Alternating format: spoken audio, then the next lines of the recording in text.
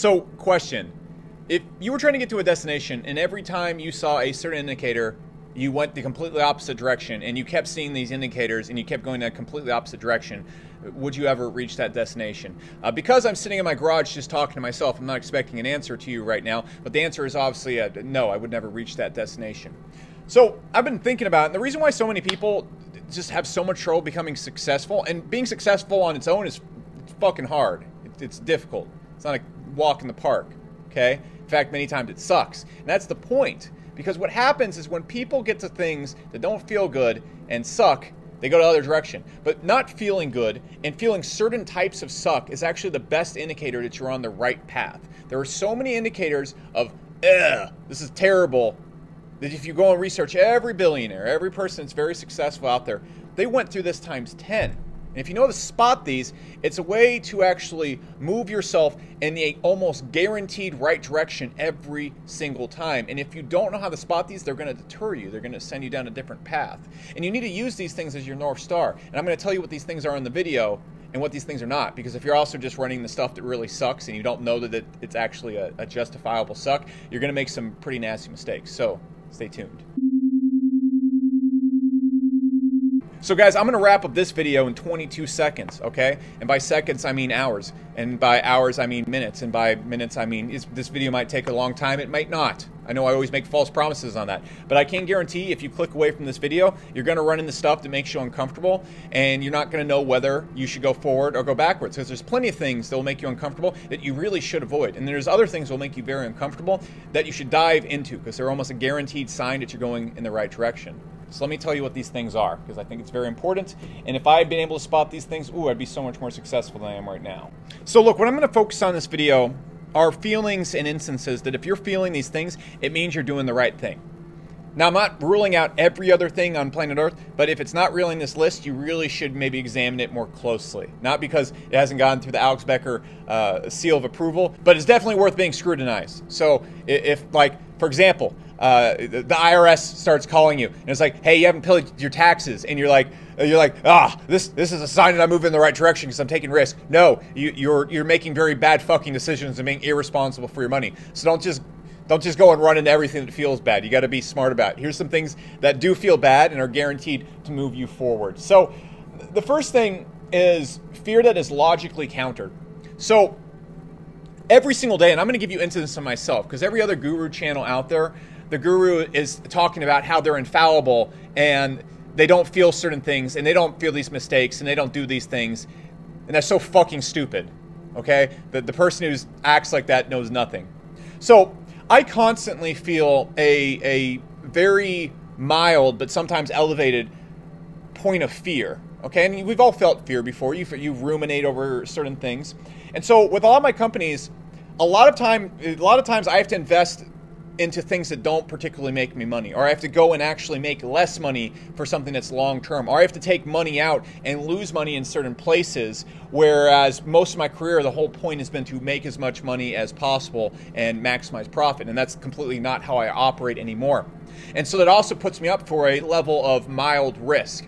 Now, if you watch one of my last business videos, the way I manage risk in all my businesses is I always counter the risk. So for example, if I have a business down here that's losing money to work long term, I'm also going to find a way to counter that loss, or at least make it acceptable. So for example, when I was losing money building Market Hero originally, which is now Hyros, I was countering that. So at least when I was losing, tens of thousands of dollars every single month, it was being countered by another income source. And that's how I managed to build tech companies without ever getting investors. Okay? So logically that makes sense. I also have enough money in the bank that it would be really, really, really hard to take a swing at me in my business and completely knock me out. It would actually take years. I could be at the current burn rate that I am in my businesses, which means burn rate is basically the amount of money lost every single month. I could tank, World of Warcraft Classic, take the hits for a long time. And then definitely if I was taking the hits, I could go in and mitigate them to slow down the hits and actually pivot and do stuff like that. But that doesn't matter because that's logic. And logic really has no impact on your feelings. And your feelings really determine what you are going to want to do. What logically makes sense is very rarely going to be what you want to do. Think about all the things in your life that are not good for you, that you logically know they're not good for you, that you do. Okay. So what you really need to think about is when you start feeling these type of fears, it means that one thing is happening. And so when you start seeing these fears and you can really logically explain them, you need to stop right there and stop listening to fears and just accept that you're afraid. That's okay, because that means you're heading in the right direction. If you look at almost every single really successful entrepreneur, there's points where they're taking massive risk, just massive, unacceptable risk. They're going out there. Jeff Bezos has like hundreds of millions of people's money invested, and they're not making any money for years. So when you start looking at your risk, what you can do is really kind of go and look at a lot of billionaires' risk, or look at like, for example, Ray Kroc at McDonald's. This is the best example ever. This guy went through hell to get McDonald's going. Read his book. I don't know what it's called, or just watch. Actually, the movie on Ray Kroc isn't very. It's a good movie, but it's not very accurate of all the shit that he went through. But there's just points where he wasn't making any money. So he has like hundreds of restaurants open, and he's not making any money, and the banks aren't giving him any money, and everything is just fucked. And this guy's moving forward at 50-something years old. So you just, at very bare minimum, accept that you're going to be afraid. And if you can logically explain away the fears, or say, hey, look, this is a risk, and just accept that there's a risk, but you say, I think this has a really high payoff, and if something goes wrong, I can mitigate it. That's a sign you're heading in the right direction. Now, the reason why you need to actually pay attention to all these things, first and foremost, is because I was watching an interview with Tobias Lucky, who's a Shopify CEO. And basically what he described, and I think is so true, is that throughout our life, there's different levels of boxes that we put ourselves in. So like when we're in high school and stuff like that, this is where most people stop at, actually, high school, college. There's your comfort zone. And so you're going to stay pretty small to fit inside this box. And as soon as you start going and taking risks, as soon as you start putting yourself under pressure, as soon as you start going out there and doing things that are not comfortable for you, you really start to evolve as a person. You start learning new things. You start seeing how the world actually is. And you jump into a lot of areas that only a bigger person can handle. You start kind of outgrowing your box. And so basically what happens is as soon as you start outgrowing your box, you're going to find a little hole somewhere and you're going to break into the bigger box. And so what happens over and over again in your life is you go from being really a strong person in your current environment to being a very weak person in a bigger environment. And what happens is a lot of people, there's a lot of pain right here, and as soon as people start to fill their box, they start to go backwards. They don't want to do it. And this has happened to me so many times, okay? There's been times where I'm making like a couple $1 million a year, but then I get to the point where I have to start making hard investments and taking some risk and hiring people and doing a lot of things I don't want to do, and I kind of shudder away. And so what you need to realize is when you start feeling fear and discomfort and a lot of the things I'm about to talk about, that's a sign that you're getting really close to finding that air hole or that leak in the box that you can jump into or jump away from. And if you've ever met a really successful person or a person that's significantly smarter than you, or a stronger person, you're going to notice these people, they're in like these boxes up here, and so they kind of make you feel really uncomfortable when you talk to them. So what you need to recognize is when you're starting to feel fear, where you're starting to feel anything like that, it's usually a sign that you're getting very close to the side of your box, or you've made some very poor decisions. But if it's logically explainable and justified, then that's the point where you need to start moving forward. If it's not logically explained, like, hey, you just ran up your credit card bill $30,000 and you're only making $5,000 a month, that's a fear you should probably deal with. But that's what you need to understand, is because as soon as you're getting close to the filling of those boxes, you need to push a little bit harder, because then you're about to break through to the next level. And so that's the one thing I wanted to point out right there. In your entire life, you're going to keep doing this over and over again. And it's just as soon as you break through the box, you need to say, okay, where can I start growing and becoming uncomfortable enough, and then where's the next air hole? So I just wanted to point that out as I keep going through these examples. So the next thing that's a really good sign that you are making the right choices is extreme FOMO. So there are countless times where I'm like, man, you know, I need to be out there enjoying life. Like, I'm a young guy. I'm missing going out with friends. I'm missing going and doing all these things. I'm missing traveling around the world. I got all this money right now. I should be traveling around the world. Oh, I'm missing this time with family. I'm missing this time to experience all these video games I want to do. I'm missing all this time to go enjoy nice food and do all these cool things. I'm missing the lifestyle. I'm not going to these cool events. I'm not able to go to this show. I'm not able to go to this cool thing. I'm not able to go to the Mayweather fight. All sorts of stuff like that, okay? I'm not able to go to Vegas on my birthday. All sorts of stuff like that. If you're not feeling a really high level of FOMO, it's probably a good sign that you're not sacrificing. If you're not feeling like you're missing out on something, you're probably trying to live your life in a lot of balance. Now, let me explain.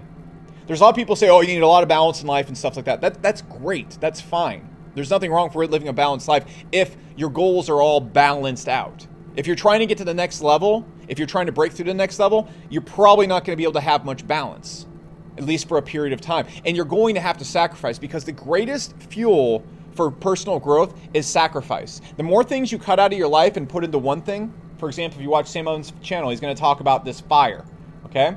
And here's all your energy that's devoted to all sorts of things in your life. The more energy you're able to take from other things and throw into this fire, the hotter it's going to burn and the more progress you're going to make. And you're not really sacrificing until you feel FOMO. That's the thing. A lot of people are like, oh yeah, I sacrifice, man, I work 5 days a week. But if you're not really suffering, you're not really sacrificing. If you're not going, oh man, I really wanted to go do this thing, and you don't do it, you don't do it. So there's been plenty of times, like my birthday. For the last almost like 5 years or whatever, we'd go rent a jet, we'd go absolutely nuts, we'd do something crazy. Like this year, I went and had a nice dinner and then got back to work the next day. Holidays, days off, video games. There's so many things I've pushed out of my life that I really, really miss. And I know that I'm sacrificing because, man, I miss those things. It sucks not having those things, but I know that if I take that energy and the things that slow me down and I put them all into this fire, that's how I'm going to get to the things that's really important to me. The thing you must understand, this is, I believe, a Sam Ovens quote, but he might have stolen it from someone else too, is if you don't choose to sacrifice, the things you really care about will be that sacrifice. You must understand. So when you're choosing to get drunk, you're choosing to eat bad foods, you're choosing to watch TV instead of read a book, you're choosing to watch your favorite TV show, you're choosing to go on vacations too much, you're choosing to even go on vacations, you're choosing to spend your money on lifestyle instead of investing in your business, you are sacrificing the thing you really care about. And so until you feel like until you feel like you're really missing out on life, you're not really sacrificing. And I got to pause the video and cut this off at the pass because I know this comment is just brewing deep in someone's loins right now. I can smell it coming. Oh, Alex, but that sounds like a miserable way to live life and you're missing out on everything. You're just going to end up your whole life working. We need to back up to what I just said. I want to break down the parts of it. You have to realize what's really important to you. Okay? So the things I mentioned, going out and partying with friends, going and seeing cool places, going and living a cool lifestyle, time with family. If these things are the most important to you, then what I just said, you need to go and optimize your life around those things. That means instead of sacrificing these things, it means sacrificing work and your personal success.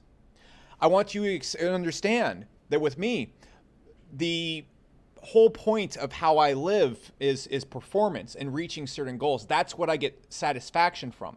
And if I lived a life with an excessive amount of all these things, but not the main thing that's very important to me, which is growth and reaching towards my goals, I would find this life very unacceptable and unfulfilling.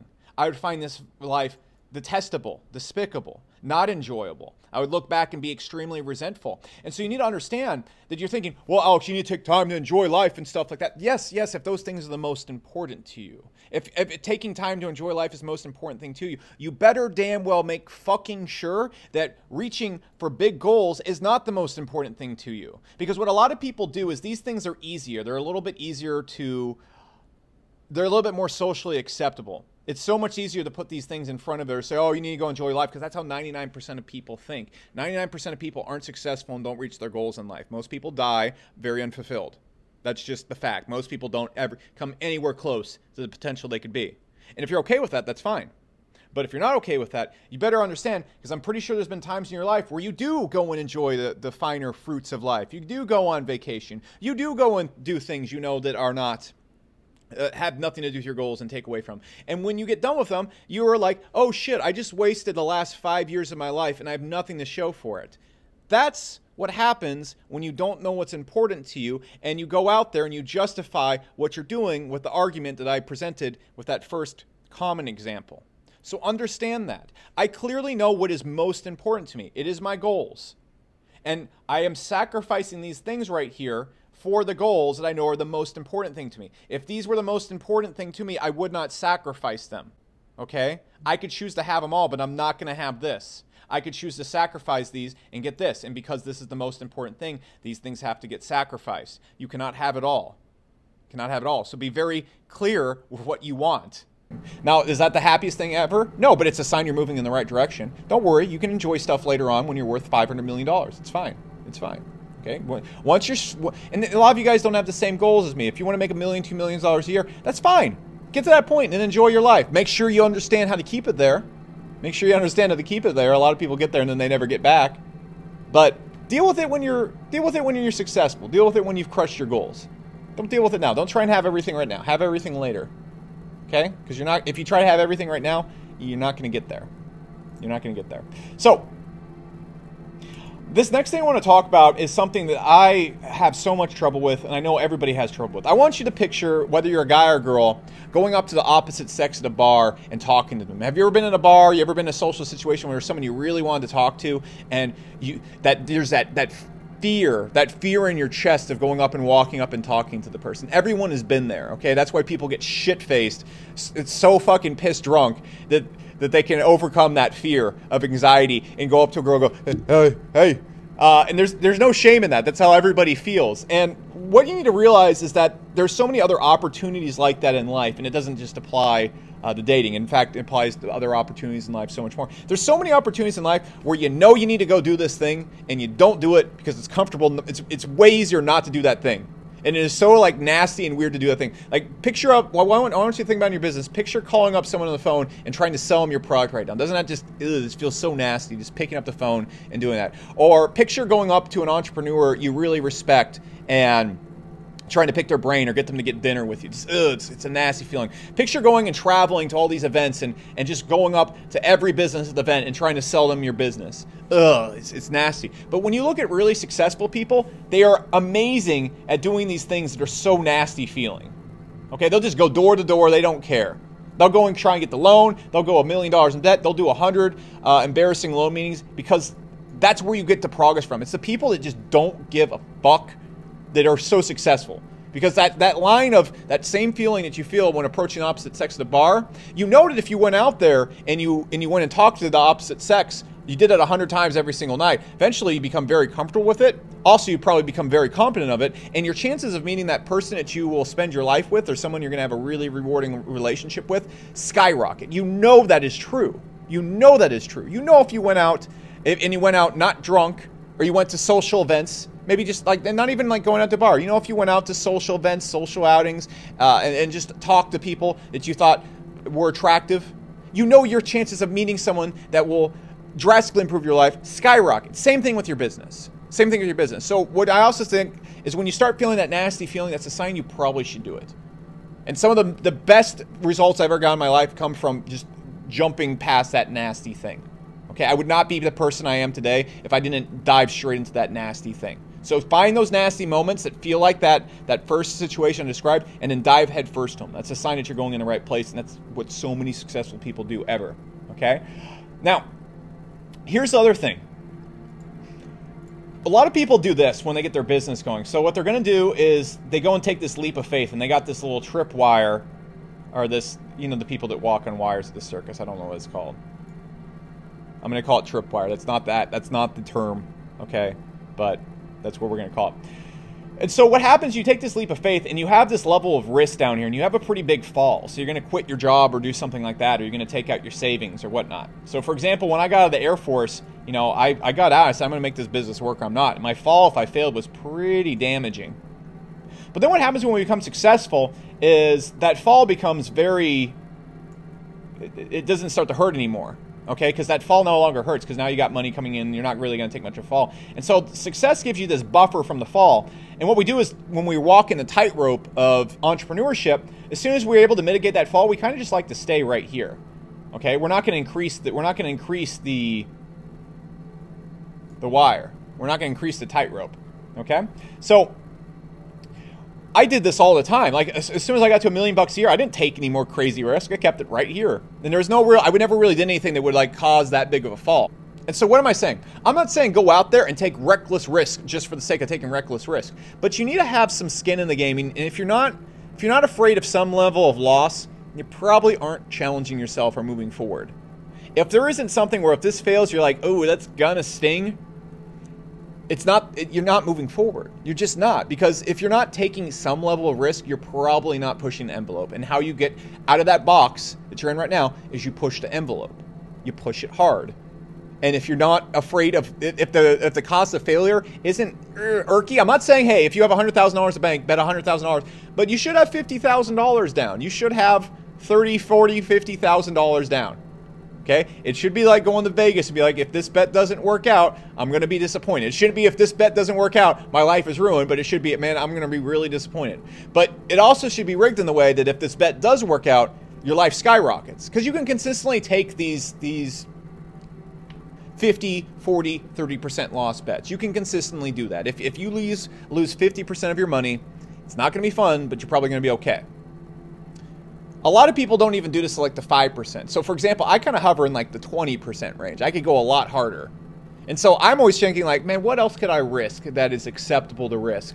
That logically makes sense to risk. Don't just be like, all right, Alex Becker said I should risk 50% of my income. I don't know what, but I'm just going to go buy an Arby's and just say, fuck it. No, that's not what I want you to do. But if you can find ways to logically risk it and push the envelope, that's where you're really going to grow, because you're going to give yourself that little bit of fear, and you're also going to be really putting your bets in places that can explode for you and also gain you a lot more experience. That's just one huge indicator that you're moving in the right direction as well. Again, don't take reckless, stupid risk, but you should have a level of risk that where if you lose, there's going to be some consequences. That's okay, because consequences are fine. You just deal with them and do it again. And I was going to basically do the one where basically I point out that you're the smartest person in your peer group, but that's pretty obvious, and people have made a billion videos on that. So I'm going to leave it at those 4 for now, and that's it. So the biggest thing I can stress right now is every single moment of your life, you're in some kind of box. And your goal, really, if you want to be successful, not even successful, fulfilled, is you want to keep getting out of this box and figuring out that there's a bigger box, and then get out of that box and realize there's a bigger box. And then by the time you're 80 years old, you're hopefully living in a box that's the size of a New York City hobo box mansion. Okay? That's the goal, to become a New York City hobo box dweller. But you get the point I'm trying to say here. You want to constantly be pushing yourself in the box, and if you're not feeling, especially those signs I just went past, you're probably not pushing yourself out of the box. And the way you get to where you want to go, which is becoming a great person, not just a rich person, is you have to keep pushing yourself out of the box, and you have to keep searching for that fear, searching for that pain, searching for that FOMO, searching for that feeling of risk, and you need to pursue it like your North Star, because that's where your salvation is. Your salvation isn't in that, hey, oh, this feels good, life's pretty good. That's not where it's at. It's not where it's at. Okay? And so if you're a growth-oriented person and your goals are tied to growth, this is the model you have to follow. It's not optional. Have a good day.